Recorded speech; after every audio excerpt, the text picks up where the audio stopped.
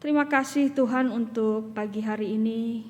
Kami mengucap syukur untuk segala hal yang Tuhan masih berikan dalam hidup kami. Terima kasih untuk kesempatan kami boleh datang ke rumah Tuhan. Sungguh anugerah terindah kalau pagi hari ini kami boleh beribadah. Dan Tuhan, pada pagi hari ini juga kami akan bersama merenungkan kebenaran firman-Mu. Kau memberkati setiap kami yang hadir di gereja maupun di rumah melalui YouTube.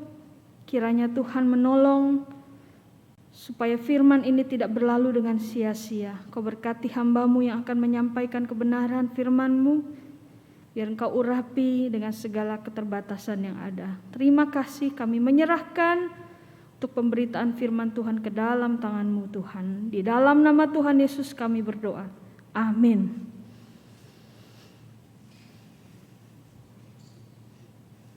Ya, Shalom, selamat pagi Bapak Ibu yang dikasihi Tuhan. Puji syukur kita bisa bertemu lagi pada pagi hari ini. Kita boleh datang kepada Tuhan. Mari kita merenungkan satu bagian firman Tuhan yang terambil dari kitab Pengkhotbah, pasal yang pertama ayat 2 sampai 7. Kitab Pengkhotbah yang akan dikhotbahkan oleh pengkhotbah hari ini. Kitab Pengkhotbah pasal pertama ayat 2 sampai 7. Saya akan membacakan dari pasal yang pertama, enggak apa-apa. Inilah perkataan pengkhotbah anak Daud raja di Yerusalem. Kesia-siaan belaka, kata pengkhotbah, kesia-siaan belaka. Segala sesuatu adalah sia-sia. Apakah gunanya manusia berusaha dengan jerih payah di bawah matahari? Keturunan yang satu pergi dan keturunan yang lain datang, tetapi bumi tetap ada. Matahari terbit, matahari terbenam, lalu terburu-buru menuju tempat ia terbit kembali. Angin bertiup ke selatan, lalu berputar ke utara, terus-menerus ia berputar, dan dalam putarannya angin itu kembali. Semua sungai mengalir ke laut, tetapi laut tidak juga menjadi penuh. Kemana sungai mengalir, ke situ sungai mengalir selalu. Setelah pagi hari ini tema yang diberikan pada kita adalah jalan yang tak berujung pangkal, ya. Kalau kita dengar nada yang tadi kita baca diberikan oleh pengkhotbah, segala sesuatunya adalah sia-sia. Apa yang sia-sia? Kalau semua sia-sia, sia-sialah saya berkhotbah pagi hari ini, saudara. Ya, jalan yang tak berujung pangkal. Saudara, banyak orang hari ini melekatkan dirinya kepada hal-hal yang bersifat sementara. Seringkali saudara ya, kita tanpa sadar, mungkin sebagai orang tua ya, kita seringkali meletakkan kebanggaan kita pada hal-hal yang bersifat sementara. Seringkali mungkin kita tanpa sadar ya mengajarkan kepada anak-anak kita, nak, kalau kamu sudah besar nanti kamu harus punya sertifikat, lulus kuliah, lulus perguruan tinggi, sekolah setinggi-tingginya ya. Supaya kamu bisa apa? Memperoleh 5C. Apa 5C, saudara?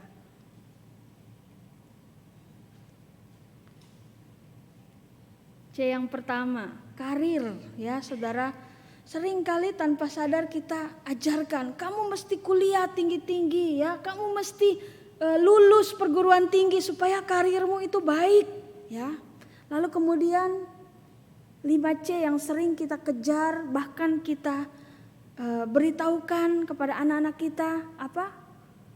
Kamu harus punya C yang kedua, cash, uang, ya. Jangan sampai jadi orang yang nggak punya uang ya, memalukan mungkin ya begitu ya.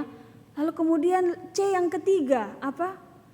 Car, kendaraan, ya minimal kamu punya kendaraan untuk kamu pergi kemana ya. Lalu kemudian C yang keempat, kondominium, tempat tinggal. Ya setidaknya walaupun kecil, kamu punyalah rumah ya, rumah yang sederhana. Lalu kemudian C yang kelima, credit card ya. Ya setidaknya kita bisa enak kalau mau beli apapun, gak usah pakai uang, bayarnya nanti di belakang tinggal gesek ya.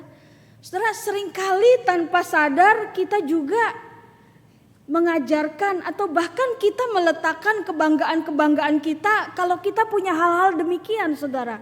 Kita punya karir yang bagus, kita punya uang yang cukup, uang yang banyak, bahkan kita punya mobil, kita punya kendaraan, kita punya rumah, bahkan kita punya sebagainya, dan kita merasa kita cukup puas. Kita merasa hidup kita berarti kalau kita punya ini semua, saudara. Saudara, saya berapa tahun lalu saya pernah praktik di Jawa Tengah ya, saudara. Jadi orang Jawa pun punya gurauan-gurauan, saudara ya. Mereka sering bilang bahwa orang Jawa juga punya pride ya. Pride mereka tuh diletakkan kepada 5 hal ini ya. Mereka katakan dia dalam gurauan orang Jawa sering meletakkan kebanggaan mereka pada apa? 5O, saudara. Mereka katakan 5O. Apa O yang pertama, saudara? Garwo, istri ya, saudara. Mereka bangga, oh punya istri cantik, lengkap sudah hidupnya. Ya, itu O yang pertama. Orang Jawa suka bergurau seperti itu, saudara. Lalu kemudian O yang kedua itu apa? Pusoko, kedudukan, gelar, bangga kalau mereka punya gelar. Kalau dalam hari ini dikaitkan ya mungkin punya gelar kesarjanaan dan lain sebagainya. Lalu kemudian O yang ketiga, saudara, itu apa? Wismo. Ya, mereka katakan, oh kita ini bangga kalau kita punya rumah yang besar, kita punya tanah yang besar, ya. Wismo. Lalu kemudian O yang keempat, saudara, apa? Turonggo. Turonggo itu tunggangan. Kalau di bangsawan dulu ya seperti kuda begitu. Kalau kita mungkin dikaitkan hari ini, turonggo itu apa? Seperti ya kendaraan begitu ya, mobil ya. Lalu kemudian O yang kelima, kukilo. Kukilo itu burung perkutut, saudara. Mungkin di sini kaitannya burung perkutut itu kayak hobi-hobi yang berkelas ya, saudara ya. Pelihara burung perkutut memang ya cukup mahal mungkin di zaman-zaman bangsawan ya, saudara. Ya ini gurauan-gurauan seperti ini, tapi sebenarnya ya itulah manusia, saudara ya. Manusia punya keinginan yang sangat besar untuk memperoleh makna hidupnya itu dengan melakukan pencapaian-pencapaian, kerja keras untuk mendapatkan kepuasan itu bagi dirinya. Tapi betulkah, saudara, ketika dia memperoleh itu tadi semua, hidupnya itu sungguh-sungguh menjadi bermakna? Betulkah itu, saudara? Saudara yang terkasih di dalam Tuhan, ribuan tahun yang lalu firman Tuhan di dalam kitab Pengkhotbah sudah mengatakan bahwa segala usaha pencarian makna hidup yang dilakukan oleh manusia di bawah matahari, artinya ya di bawah langit seperti kita hari ini, itu dikatakan sia-sia. Saudara, pengkhotbah ini bukan orang yang asal bicara, karena dia menjelaskan di dalam pasal 2 ayat 8 sampai 9, dia menjelaskan kondisi hidupnya. Aku ya, kata pengkhotbah, aku mengumpulkan bagiku juga perak, emas, harta benda raja-raja dan daerah-daerah. Aku mencari bagiku biduan-biduan dan biduanita dan menyenangkan anak-anak manusia, yakni banyak gundik dan lain sebagainya. Tetapi di ayat ke-11 dia melanjutkan kalimatnya, ketika aku meneliti segala pekerjaan yang telah dilakukan tanganku dan segala usaha yang telah kulakukan untuk itu dengan jerih payah, lihatlah, dia dikatakan lihatlah, segala sesuatu adalah kesia-siaan dan usaha menjaring angin. Memang tak ada keuntungan di bawah matahari.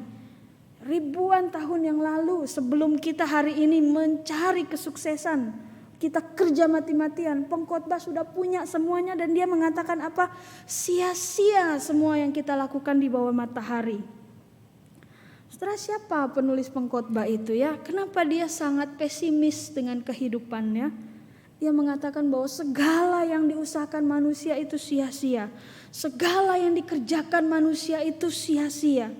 Kalau kita mau bilang hari ini orang kita sudah kerja setengah mati ya. bisnis, usaha, banting tulang, kerja dari pagi ketemu pagi, masa dibilang sia-sia? Saudara, ada banyak perdebatan mengenai siapa penulis kitab Pengkhotbah ini. Ada yang mengatakan dia ini Salomo. Tapi ada yang mengatakan juga dia bukan Salomo, dia hanya seorang pengajar, dia hanya seorang guru yang suka menulis tulisan-tulisan hikmat. Ya memang gak cukup waktu saudara untuk memperdebatkan siapa penulis kitab Pengkhotbah. Tapi yang jelas saudara, di dalam pasal 1 ayat 12 sampai 14 dia mengatakan bahwa aku Pengkhotbah adalah raja atas Israel di Yerusalem. Aku membulatkan hatiku untuk memeriksa dan menyelidiki dengan hikmat segala yang terjadi di bawah langit. Ya saudara, kita nggak tahu siapa penulis kitab Pengkhotbah ini, tetapi yang kita lihat bahwa dia pengajar hikmat. Dia menyelidiki segala yang terjadi di dalam kehidupan ini. Nah saudara, kalau kita membaca 12 pasal dari kitab Pengkhotbah ini saudara ya, 12 pasal dari kitab Pengkhotbah, kita akan mendapatkan inti keseluruhan pengajaran Pengkhotbah, yaitu apa? Tentang kesia-siaan hidup. Kesia-siaan apa yang dikerjakan semua oleh manusia di bawah matahari. Kalau kita perhatikan di pasal pertama, Pengkhotbah membuka dengan kalimat kesia-siaan kalau kita tadi baca. Lalu kemudian di pasal terakhir, pasal 12 ayat 8, dia menutup dengan hal yang sama. Kesia-siaan. Ya, kata sia-sia itu dalam bahasa Ibrani itu artinya hebel ya, Saudara. Hebel ini muncul sebanyak 15 kali. Dari 12 pasal dia muncul sebanyak 15 kali. Bisa jadi di dalam setiap pasal itu ada kata sia-sia itu. Setelah hebel itu berarti angin, ya bisa juga diartikan sebagai sesuatu yang tak berwujud, sesuatu yang tidak bisa digenggam. Kalau kita melihat penggunaan kata hebel di dalam kitab lain, misalnya di dalam Mazmur 39 ayat 5, ya Tuhan beritahukanlah kepadaku ajalku dan apa batas umurku, supaya aku mengetahui betapa fananya aku. Itu kata fana itu pakai kata hebel. Ya saudara. Lalu kemudian di dalam bagian lain pun di dalam Mazmur 144 ayat 4 dikatakan manusia sama seperti angin. Hari-harinya seperti bayang-bayang yang lewat. Nah saudara, angin itu juga menggunakan kata hebel. Hebel. Jadi kalau kita artikan hebel ini seperti sesuatu yang tidak bisa digenggam, sesuatu yang tidak abadi, yang sifatnya itu fana. Ya, seperti angin atau uap. Saudara tidak bisa menggenggam ya. Seperti saudara menggenggam botol air ini. Saudara tidak bisa menggenggam angin atau uap. Jadi saudara, di dalam inti pengajarannya Pengkhotbah ini, si penulis Pengkhotbah menunjukkan seluruh hal yang dikerjakan oleh manusia di bawah matahari ini adalah sia-sia saudara. Karena semua itu sifatnya fana. Karena semuanya itu tidak bisa digenggam. Sekalipun kita memperoleh hikmat, kita punya kesuksesan, kita punya kepintaran, kekayaan, bahkan kehormatan, Pengkhotbah mengatakan sia-sia karena kita tidak bisa menggenggam itu, kata si Pengkhotbah. Saudara, kenapa kira-kira si Pengkhotbah ini sangat pesimis sekali melihat kehidupan saudara? Dia kayak orang apa ya, saya mau bilang ya. Jadi awal-awal saya baca kitab ini nih kayak orang mau bunuh diri gitu saudara ya. Masa lakukan ini sia-sia, lakukan itu sia-sia begitu ya, kayak gak berguna gitu saudara. Kenapa kira-kira saudara si Pengkhotbah ini sangat pesimis sekali melihat kehidupan? Saudara, si Pengkhotbah menyadari bahwa manusia sesungguhnya tidak mampu untuk mendalami rencana dan pikiran Allah. Setelah di dalam pasal yang pertama, Pengkhotbah menjelaskan yang tadi kita baca ya, dia menjelaskan tentang aktivitas yang sangat lazim, yang sangat biasa di bawah, yang terjadi di bawah langit. Ya, dengan kata lain dia menjelaskan aktivitas yang biasa kita lihat ya di dalam hidup ini. Kalau kita perhatikan pasal pertama ayat 2 sampai ke 7, pengkhotbah menjelaskan apa? Ada manusia yang datang atau lahir, ada manusia yang kemudian mati. Kemudian kalau kita melihat kondisi alam, dikatakan di dalam ayat ke-5, kondisi alam, matahari terbit, lalu kemudian nanti dia terbenam.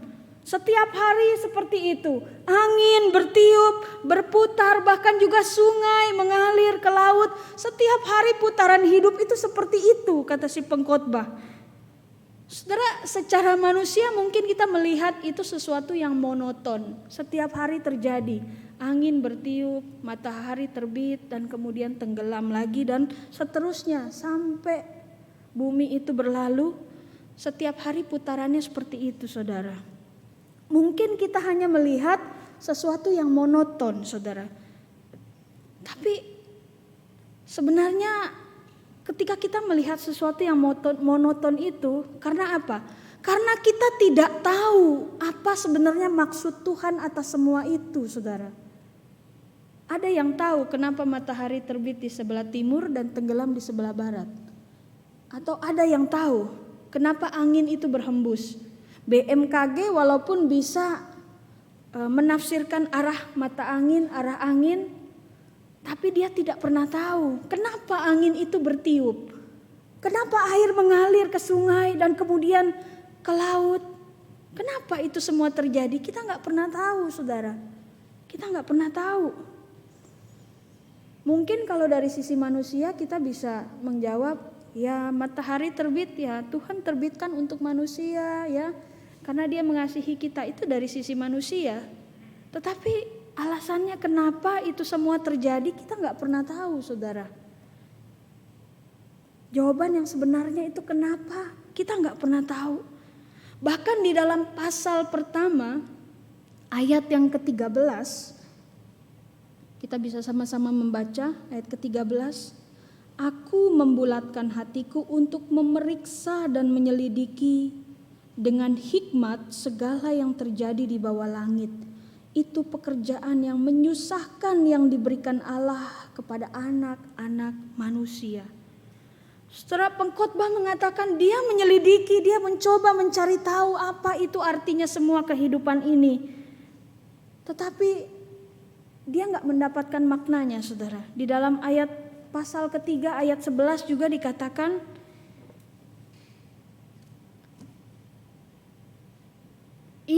Allah maksudnya Allah membuat segala sesuatu indah pada waktunya. Bahkan ia memberikan kekekalan dalam hati mereka. Tetapi manusia tidak dapat menyelami pekerjaan yang dilakukan Allah dari awal sampai akhir. Saudara, dikatakan bahwa Allah sendiri memberi kekekalan di dalam hati manusia. Maksudnya sesuatu yang bersifat kekal dalam arti Allah itu seperti memberikan sense kepada manusia supaya manusia itu bisa berpikir tentang hal yang kekal, rencana-rencana ke depan, supaya manusia itu bisa memahami rencana-rencana Allah di dalam kehidupan ini. Ya, Tuhan seperti memberikan sense mengenai kekekalan di dalam hati manusia supaya manusia bisa mengerti, ya. Tetapi dilanjutkan oleh si pengkhotbah apa tadi? Walaupun ia memberikan kekekalan di dalam hati manusia, tetapi apa? Manusia tetap tidak dapat menyelami pekerjaan Allah yang dilakukan Allah dari awal sampai akhir.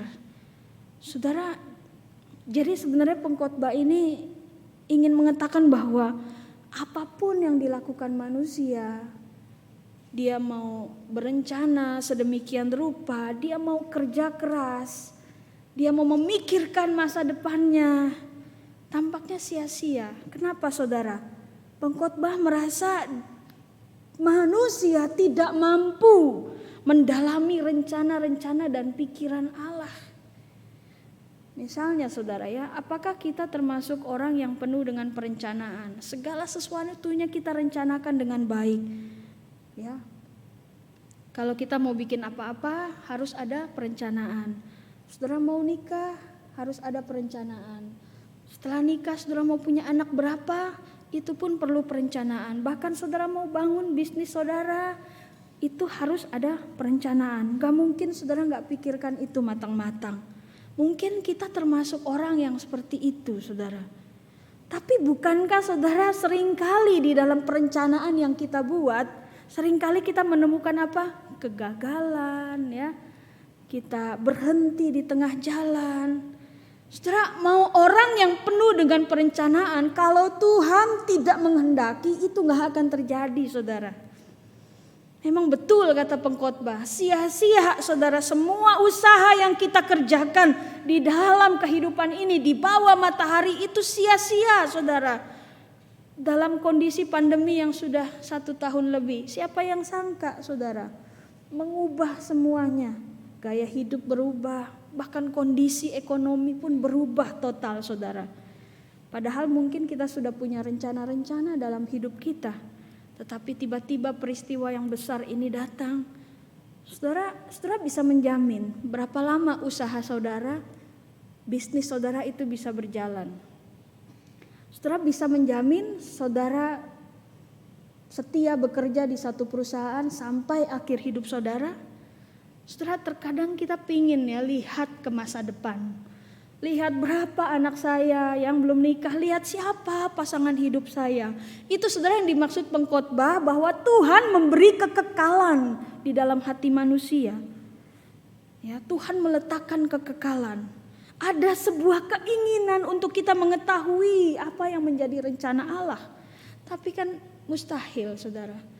Bahkan di dalam pasal 6 ayat ke-12, kalau kita boleh buka Alkitab kita, pasal 6 ayat ke-12.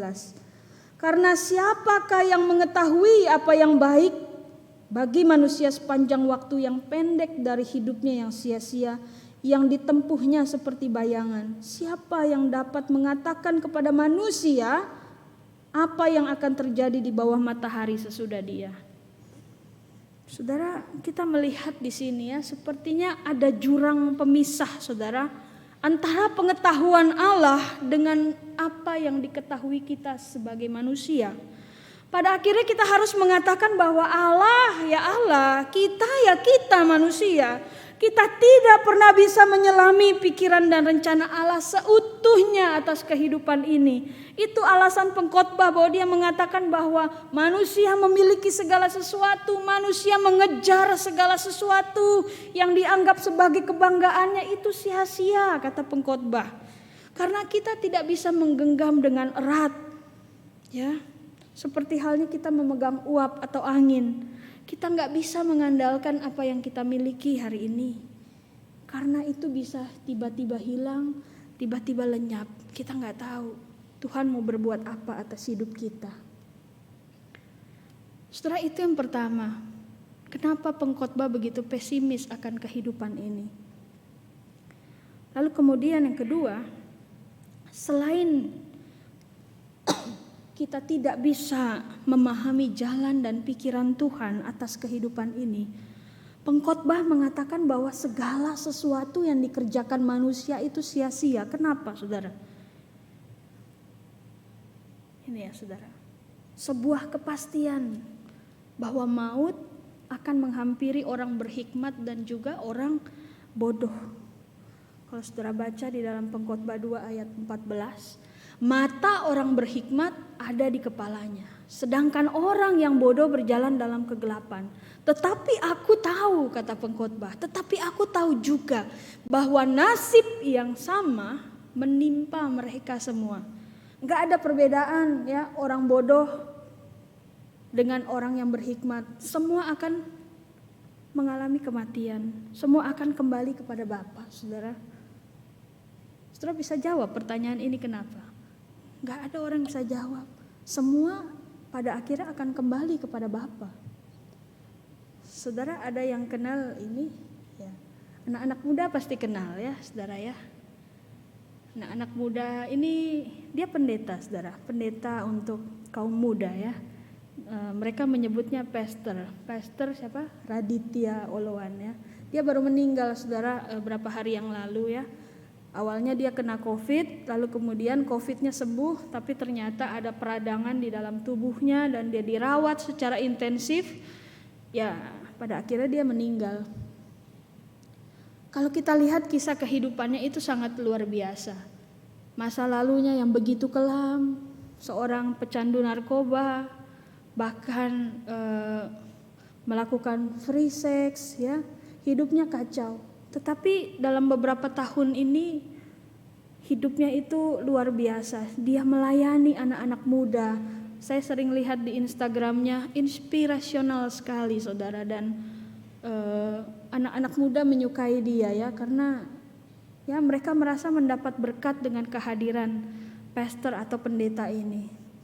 Tapi saudara, di dalam akhir kehidupannya ketika dia sedang giat melayani, ya dia banyak mempertobatkan orang ya. Dia membawa anak-anak muda untuk datang kepada Tuhan, tapi di masa karirnya yang sedang gemilang ya menjadi seorang hamba Tuhan, dia harus dipanggil Tuhan.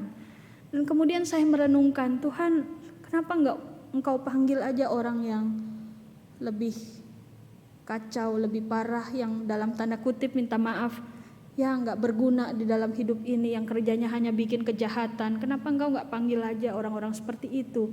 Kenapa Engkau harus panggil dia? Ya, orang yang banyak membawa anak muda untuk bisa berjumpa dengan Tuhan. Saya kembali merenungkan, saudara, kenapa dengan cepat Engkau panggil dia? Padahal ini hamba Tuhan yang sangat luar biasa. Saya mengikuti kisah-kisah kehidupannya, dan saya berpikir, ya memang betul, mau orang baik, mau orang jahat, semua akan pergi, saudara. Semua akan menghadapi kematian, saudara. Saudara, pengkhotbah mengingatkan kepada kita bahwa datangnya maut itu adalah sebuah kepastian. Apakah kita orang baik, apakah kita orang jahat, orang pintar, orang kurang pintar, maut atau kematian itu menjadi satu kepastian yang harus kita hadapi. Hal ini kembali menunjukkan saudara bahwa ada begitu banyak hal yang kita tidak mengerti. Bagi si pengkhotbah, si penulis pengkhotbah ini, kematian atau maut sangat menggoncangkan optimisnya atas kehidupan. Untuk apa manusia berlelah-lelah mencari pencapaian, mencari pengakuan di masyarakat, mengerjakan segala sesuatu dengan matang, dengan baik, jika pada akhirnya kita semua akan menghadapi kematian? Itu yang dikatakan pengkhotbah. Sia-sia semuanya, saudara. Saudara, kalau kita hanya melihat bagian ini ya, tampaknya memang kita hanya akan ikut menjadi orang yang pesimis, sama dengan pengkhotbah. Karena kendati pun kita melakukan hal ini dan itu, kita berusaha, kita berencana, kita berjuang dengan keras dalam hidup ini, tampaknya itu hanya akan membuat kita menjadi lelah, saudara. Sebelum kita kelelahan, pengkhotbah sudah menjelaskannya di dalam firman Tuhan. Hidup ini seperti jalan yang tidak berujung pangkal, saudara. Untuk apa kita berjuang sekolah S1, S2, S3 dan seterusnya? Untuk apa kita mendidik anak mati-matian? Untuk apa kita berusaha menjadi orang yang dihormati kalau kita tidak pernah mengerti jalan kehidupan ini? Dan suatu saat semua dari kita itu akan menghadapi kematian. Untuk apa usaha dan jerih lelah kita dalam hidup ini, saudara? Saudara, kalau semua itu sia-sia, seperti yang dikatakan pengkhotbah, jadi bagaimana sebenarnya solusi untuk kehidupan kita agar kita tidak jatuh ke dalam kesia-siaan itu, saudara? Saudara, pengkhotbah menjelaskan satu hal yang sangat penting ya, yaitu apa?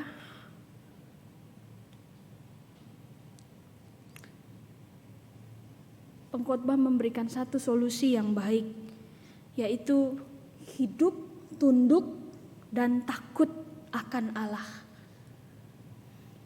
Hidup, tunduk, dan takut akan Allah. Saudara, tema tentang takut akan Allah ini cukup sering dibahas oleh si pengkhotbah. Ada beberapa bagian ya, kita tidak usah bahas, nanti saudara bisa cek di rumah, di dalam pasal 3 ayat 14, pasal 5 ayat 6, pasal 7 ayat 18, bahkan pasal 8 sampai 12 itu sebanyak 3 kali dikatakan takutlah akan Tuhan. Di dalam pasal ke-12 ayat 13 pengkhotbah kemudian menutup, hiduplah dengan takut akan Tuhan. Bahkan di dalam semua pasal tentang kesia-siaan, di akhir tulisannya kalau kita baca di dalam pasal 12 ayat 13, akhir kata dari segala yang didengar ialah takutlah akan Allah dan berpeganglah pada perintah-perintahnya, karena ini adalah kewajiban semua orang. Di pasal terakhir dia menutup dengan satu ketegasan. Takut akan Allah adalah satu kewajiban, seperti satu kesimpulan, saudara. Setelah takut dan tunduk akan Tuhan. Takut di sini bukan seperti saudara takut gelap, takut hantu atau takut kecoa begitu ya saudara. Takut yang diartikan di sini dalam arti penuh ketundukan. Saudara, kenapa pengkhotbah menyimpulkan di akhir tulisannya itu takut akan Allah adalah satu kewajiban yang harus dijalani. Saudara, walaupun ya bagi si pengkhotbah segala jerih payah manusia itu sia-sia, tapi ada satu hal yang tidak sia-sia, yaitu Allah sendiri. Pengkhotbah cukup jelas menggambarkan siapa itu Allah. Di dalam pasal yang ke-12 ayat 1, pengkhotbah menjelaskan bahwa Allah adalah pencipta. Pasal 11 ayat 9, pengkhotbah menjelaskan Allah adalah pembuat segalanya. Di pasal 9 ayat ke-9, pengkhotbah mengatakan Allah adalah Allah yang memberikan hidup. Lalu kemudian pasal 3 ayat ke-21 dia menjelaskan Allah adalah Dia yang memberikan roh. Lalu kemudian di pasal ketiga itu dijelaskan tentang Allah adalah Allah yang merencanakan segala hal. Saudara, pengkhotbah menjelaskan siapa Allah itu. Dan pada intinya pengkhotbah ingin mengatakan bahwa Allah adalah satu-satunya pribadi yang memegang kendali dengan segala hal yang baik di dunia yang luas ini maupun hidup kita yang kecil. Saudara, karena Allah adalah pencipta, karena Dia adalah pemegang kendali yang menjadikan hidup ini, maka agar hidup kita, segala yang kita lakukan itu tidak jatuh kepada kesia-siaan, kita itu mesti punya hati yang takut atau tunduk kepada Allah. Mesti melakukan apa yang menjadi maunya Tuhan di dalam hidup ini.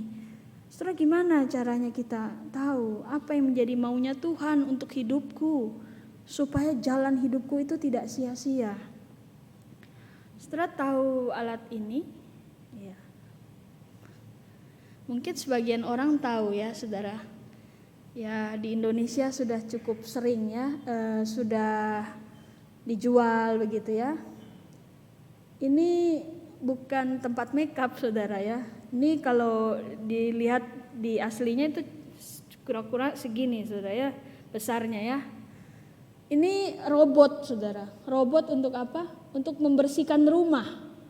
Ya, robot untuk membersihkan rumah. Mungkin saudara ada yang punya ya alat ini.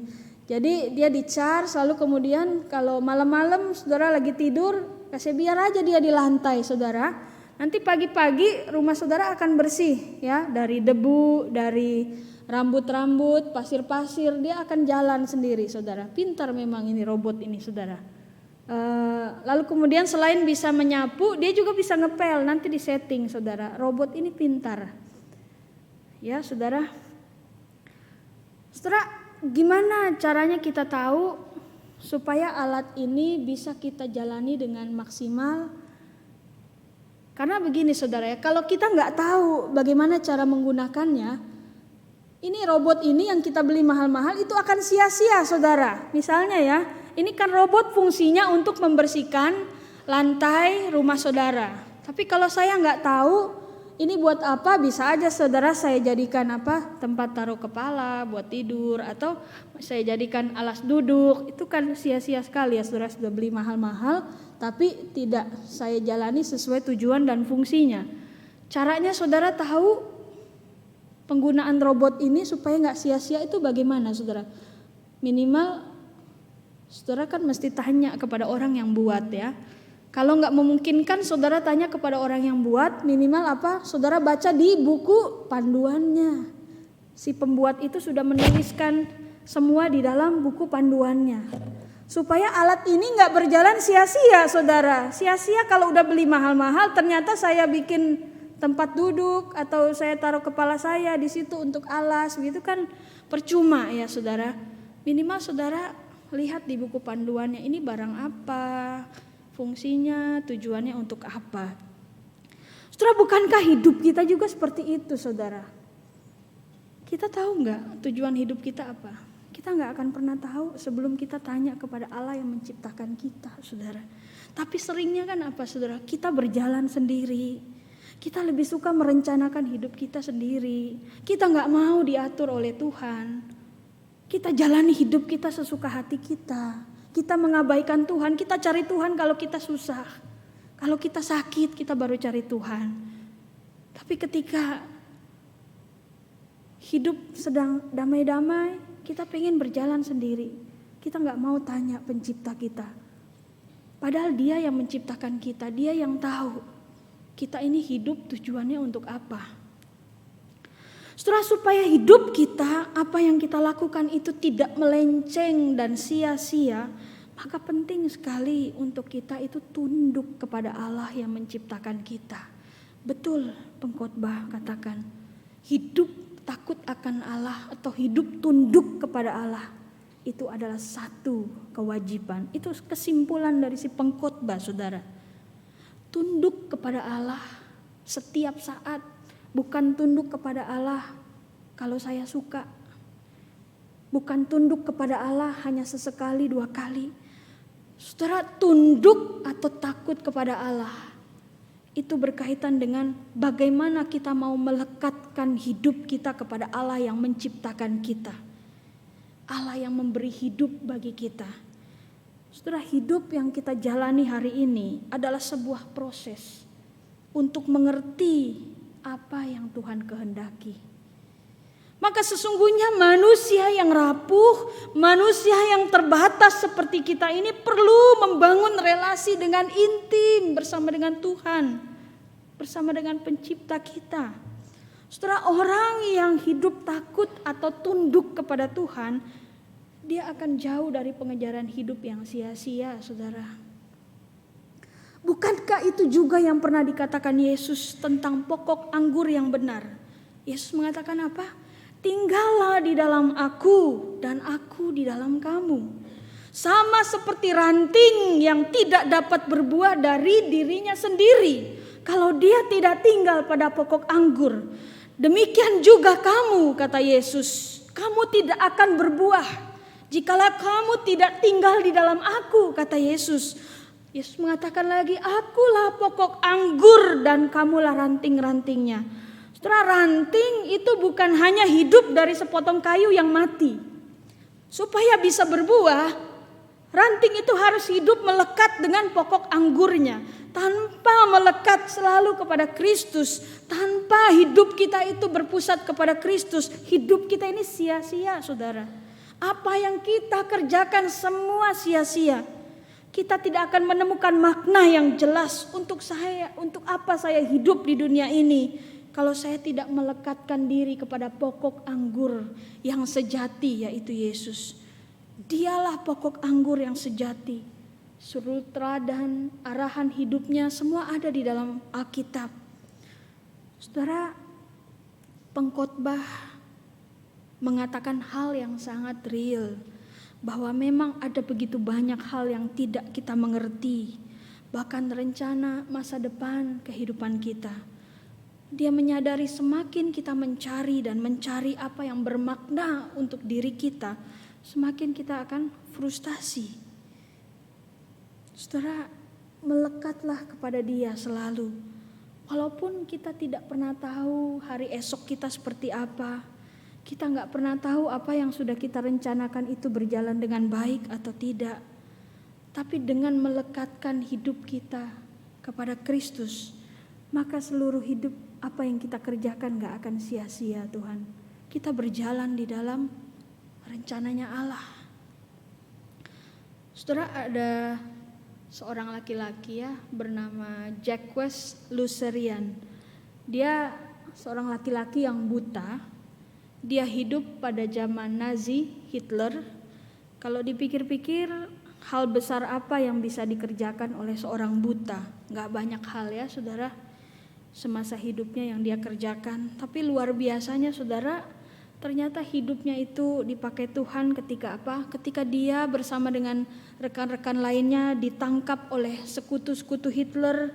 Dia justru menjadi penolong ya, menjadi penguat bagi pesakitan-pesakitan itu yang dimasukkan ke dalam kamp konsentrasi Nazi.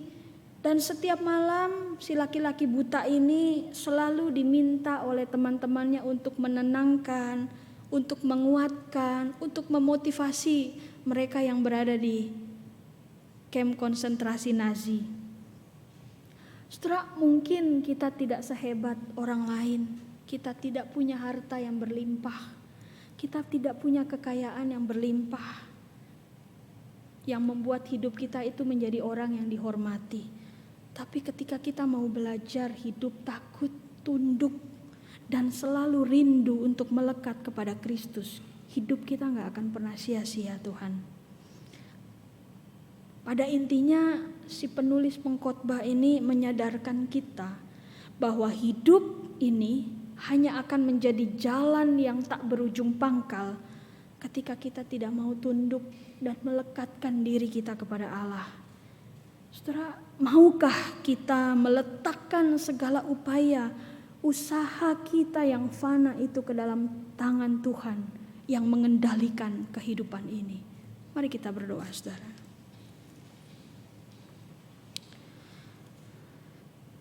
Bapa, terima kasih Engkau mengingatkan betapa fananya hidup kami, betapa sia-sianya segala hal yang kami kerjakan selama ini. Seringkali kami hanya mau berjalan sendiri, kami tidak mau taat berjalan bersama dengan Tuhan.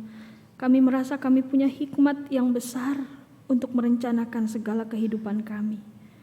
Tapi kitab pengkhotbah hari ini mengajarkan kepada kami, semua itu adalah kesia-siaan. Tanpa kami berjalan bersama dengan Tuhan, semua itu adalah kesia-siaan. Tuhan ajar kami untuk selalu hidup tunduk, melekatkan hidup kami kepada pokok anggur yang sejati, membangun relasi kami bersama dengan Tuhan dengan intim. Terima kasih Kau teguhkan firman Tuhan ini di dalam hati setiap kami. Kiranya ini boleh memberkati setiap jemaat-Mu, baik yang di gereja maupun yang beribadah di rumah. Terima kasih, di dalam nama Tuhan Yesus kami bersyukur dan berdoa. Amin.